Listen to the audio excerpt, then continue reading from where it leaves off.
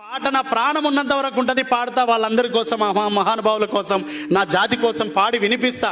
కానీ కేవలం పాట పాడేవాడిగా మాత్రమే, కట్టెలు కొట్టేవాడిగా మాత్రమే కాదు, కట్టెలు మూట కట్టేవాడిగా మనం ఉండాలని నేను భావిస్తున్నా.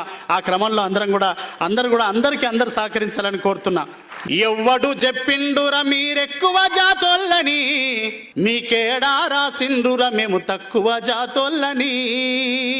నిన్ను నన్ను గన్న తల్లి భారతమ్మ ఒక్కతే, నువ్వు నేను బతుకుతున్న భరత భూమి ఒక్కటే.